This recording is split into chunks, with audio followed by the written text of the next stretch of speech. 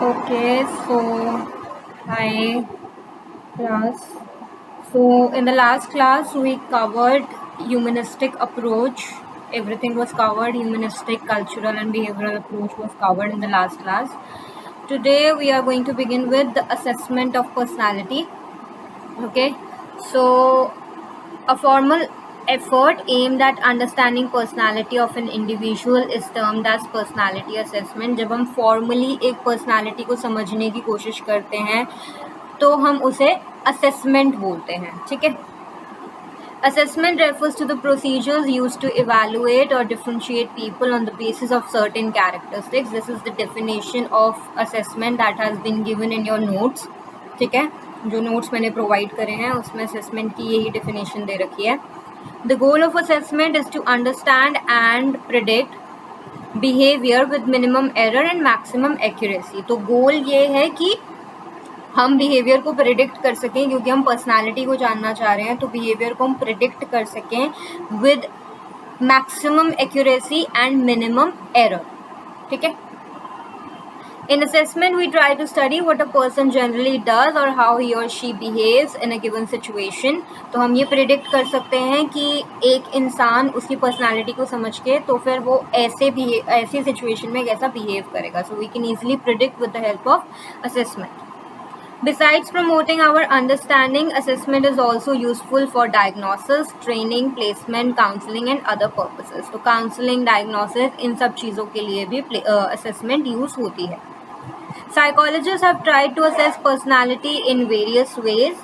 The most commonly used techniques are psychometric tests, self-report measures, projective techniques and behavioral analysis. ये अगर 2 number का question आता है what is assessment and what are the various measures with which we do personality assessment, तो आपको सिर्फ assessment की definition लिखनी है, इंट्रोडक्शन देनी है जो नोट्स में गिवन है, एंड आपको उसके बाद में ये चीज़ मेंशन करनी है कि क्या क्या असेसमेंट के तरीके हैं जिससे हम ये कर सकते हैं. So that will be enough for a 2 mark question. Okay, अब हम इनको थोड़ा डिटेल में पढ़ेंगे कि एक्चुअली ये होते क्या हैं. ठीक है. So these techniques are rooted in different theoretical orientations, hence they throw light on different aspects of personality. ठीक है. तो अलग अलग थ्योरीज की ओरिएंटेशन है इसमें, अलग अलग थ्योरिस्ट ने, अलग अलग साइकोलॉजिस्ट ने जिनके अपने प्रिंसिपल्स हैं, कुछ साइकोडायनामिक्स से रिलेटेड हैं, कुछ बिहेवियरल से रिलेटेड है. सो उसके अकॉर्डिंग इनके जो प्रिंसिपल्स हैं वो भी चेंज हो जाते हैं. ठीक है. तो अलग अलग थ्योरी से इन टेस्ट का, इन असेसमेंट ऑफ पर्सनालिटी का ओरिएंटेशन है. Now methods of assessment, there are 2 methods of assessment. ठीक है. Direct method and indirect method. तो डायरेक्ट मेथड उसके लिए होता है, क्विकली बता रही हूँ. डायरेक्ट मेथड जब हमें जो इन्फॉर्मेशन होती है वो खुद क्लाइंट से मिलती है तो वो डायरेक्ट मेथड होता है, और इनडायरेक्ट मेथड जिसमें हम अनकॉन्शियस को ट्रिगर करना चाहते हैं. Alright, so let's quickly give it a read. There are 2 methods of assessment, direct method and indirect method. Direct method, they try to rely on information directly obtained from the person who clearly knows that his or her personality is being assessed.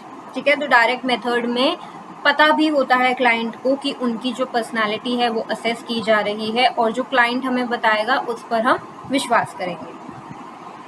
In these situations, people generally become self-conscious and hesitate to share their private feelings, thoughts and motivations. When they do so, they often do it in a socially desirable manner. तो ये एक तरीके का direct methods का एक drawback है कि जब हमें डायरेक्टली सब कुछ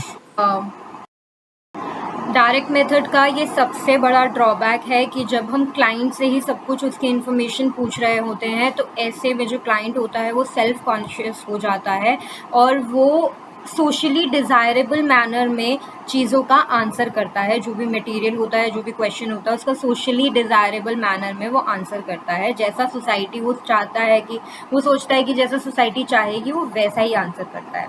so this is the drawback. Direct methods of personality assessment cannot uncover the unconscious part of our behavior. Hence, they fail to provide us with a real picture of an individual's personality. Example, self-report measures. ठीक है, तो जो direct methods होते हैं वो unconscious को reveal नहीं कर पाते हैं, क्योंकि इसमें इसके ड्रॉबैक से ही पता चल रहा है कि जो क्लाइंट होता है वो कॉन्शियस हो जाता है, तो ऑब्वियसली वो अनकॉन्शियस को ट्रिगर ही नहीं कर पाएंगे. और इनका एग्जाम्पल है सेल्फ रिपोर्ट मेजर्स. तो जब हमने टेस्ट दिया था आप लोगों ने, तो आप लोग बहुत कंफ्यूज हुए थे कि I just asked to the assessment method, और मैंने एग्जाम्पल पूछा था that give me one example of direct method and you were lost what to write. So the example is self report measures, या फिर ऐसा कुछ भी जिससे हमें डायरेक्टली जो है इंफॉर्मेशन क्लाइंट से मिल रही है. ठीक है. Indirect techniques of personality assessment are those that assess unconscious motives and feelings. These are also called projective techniques. The stimuli are relatively or fully unstructured and poorly defined. ठीक है, तो जो indirect methods होते हैं हमारे, उसमें unconscious को trigger किया जाता है. मैं ऑलरेडी बता चुकी हूँ. अनकॉन्शियस को ट्रिगर किया जाता है और कई बार क्लाइंट को पता भी नहीं होता है कि उसकी पर्सनालिटी असेसमेंट हो रही है. ठीक है.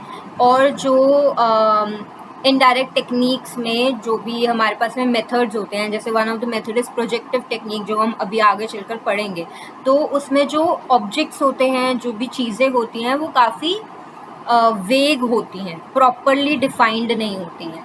ठीक है. प्रॉपरली डिफाइंड नहीं होंगी तो वो अनकॉन्शियस को ईजिली ट्रिगर कर पाएंगी. ठीक है. Okay, then let's quickly understand the direct method self-report measures. Alport suggested that the best method to assess a person is by asking him or her about himself or herself. तो अगर देखा जाए तो self report measures किसने दिए थे? That was Alport. Okay.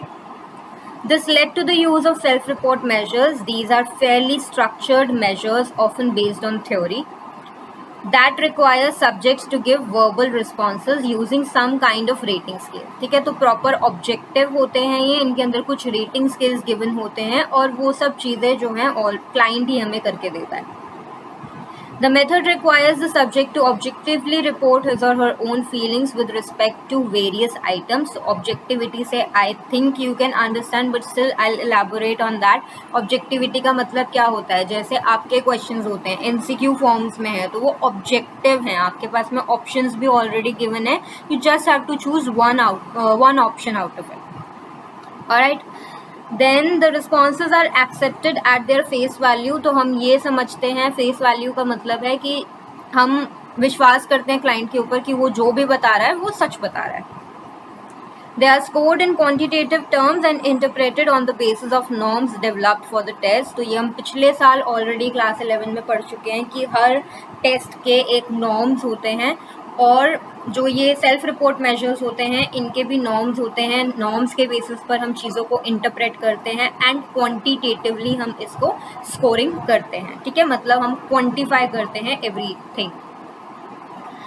Some of the well-known self-report measures are briefly described below. तो पहला है सेल्फ रिपोर्ट मेजर्स. बहुत तरीके के होते हैं. तो अगर क्वेश्चन आता है 4 या 6 नंबर का, जो कि आ सकता है बहुत आराम से, तो आप उसमें पहले सेल्फ रिपोर्ट मेजर्स को एक्सप्लेन करोगे, एंड देन उसके बाद में आप, अगर 4 नंबर का क्वेश्चन है तो कम से कम सेल्फ रिपोर्ट मेजर्स को एक्सप्लेन करो, और एटलीस्ट 3 सेल्फ रिपोर्ट मेजर्स आप एक्सप्लेन करो ऑफ योर चॉइस. ऑलराइट. और अगर 6 नंबर का क्वेश्चन है तो सारी सेल्फ रिपोर्ट मेजर्स आप एक्सप्लेन करो.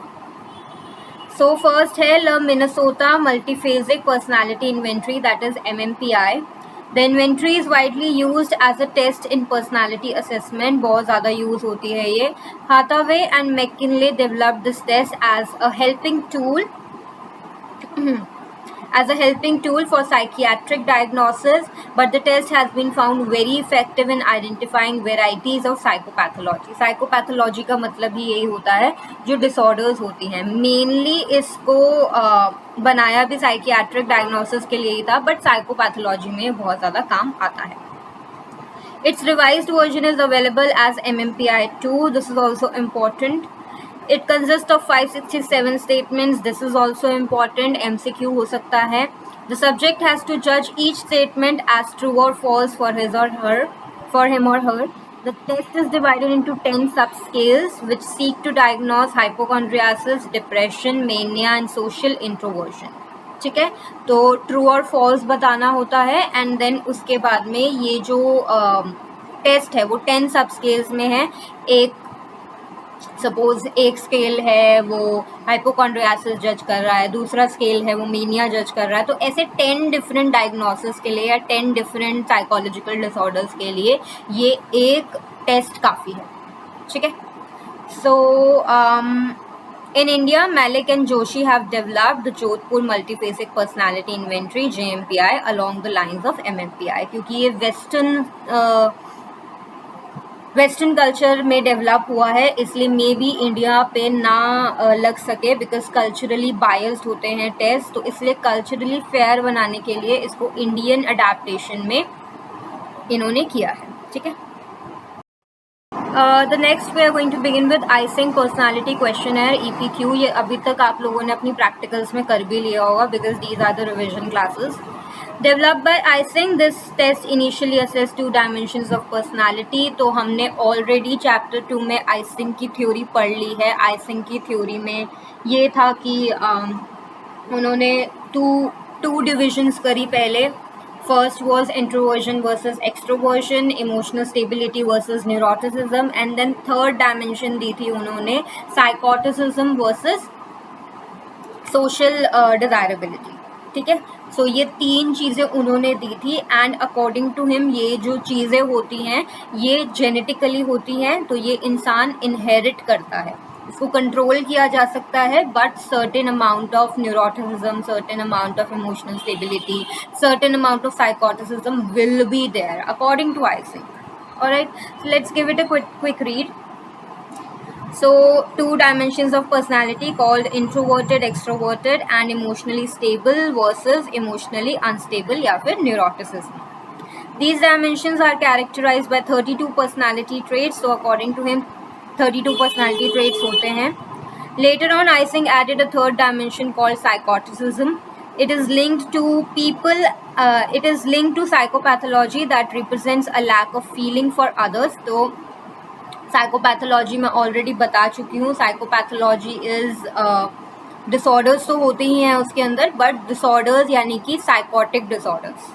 ठीक है, कि बिल्कुल ही अनएम्पथेटिक होना, किसी के बारे में बिल्कुल ही कोल्ड होना, दूसरे को समझ ना पाना, एंटी सोशल होना, दीज आर साइकोपैथोलॉजी. ओके, जैसे हम बोलते हैं ना साइकोपैथ्स हैं, बहुत सारी मूवीज़ या सीरीज भी देखी होंगी, तो that is psychopathology. Okay. That represents a lack of feeling for others, a tough manner of interacting with people, and a tendency to defy social conventions. A person scoring high on this dimension tends to be hostile, egocentric, and antisocial. The test is also widely used. Then next test जो हम करेंगे वो हम करेंगे 16 personality factor questionnaire. कुछ बच्चों ने 16 PF अपने प्रैक्टिकल्स में करा होगा 12th के. तो let's give it a quick read. ये हमें ऑलरेडी पता है, रेमंड कैटल ने दिया था. फैक्टर एनालिसिस के थ्रू उन्होंने पर्सनालिटी ट्रेट्स दिए थे and then now we are going to read it. The test was developed by Cattell. On the basis of his studies, he identified a large set of personality descriptors which were subjected to factor analysis to identify the basic personality structure. तो आपको पता होना चाहिए क्या statistical method उन्होंने use किया. That was factor analysis. But factor analysis होता क्या है उसकी डेप्थ में नहीं जाना है. The test provides with declarative statements and the subject responds to a specific situation by choosing from a set of given alternatives. तो एक situation दी जाती है, then alternatives दिए जाते हैं कि आप इस situation में ये करोगे, ये करोगे, ये करोगे, and the person has to just tick it. The test can be used with high school level students as well as with adults. It has been found extremely useful in career guidance, vocational exploration and occupational testing. तो बहुत सारी चीज़ों में use होता है, career guidance में भी use होता है एंड डायग्नोसिस में भी यूज़ होता है. I am sorry, vocational exploration मतलब वही ऑक्यूपेशंस वगैरह के लिए भी, या फिर आप कौन सा वोकेशनल कोर्स यूज़ कर सकते हो, चूज़ कर सकते हो. Then there are certain disadvantages of self report measures. The self-report measures suffer from a number of problems. First is social desirability. Social desirability का मतलब ही यही है कि जो लोग होते हैं सेल्फ रिपोर्ट मेजर्स में वो चीज़ें टिक करते हैं जो उन्हें लगता है कि सोसाइटी अच्छा समझेगी, तो वो उस चीज़ को टिक करते हैं, तो उनकी एक्चुअल पर्सनालिटी हमें पता ही नहीं चलती है. It is a tendency on the part of the respondent to endorse items in a socially desirable manner. Then second is acquiescence. It is a tendency of the subject to agree with items or questions irrespective of their contents. तो वो लोग पढ़ते ही नहीं हैं कि क्या content है, वो समझते ही नहीं है, रैंडमली किसी भी चीज़ पर टिक कर देते हैं. ठीक है. It often appears in the form of saying yes to items. सारी items को yes बोल देंगे, सारी items को no बोल देंगे, सारी items पे average कर देंगे. These tendencies render the assessment of personality less reliable. ठीक है, तो इसी वजह से हमें डायरेक्ट मेथड से या फिर सेल्फ रिपोर्ट मेजर से कभी भी एक्चुअल पर्सनालिटी किसी इंसान की पता चल ही नहीं सकती है. ठीक है, so that's it for today. In the next class we will going to begin with indirect methods, that everything under indirect methods. Okay, so see you tomorrow.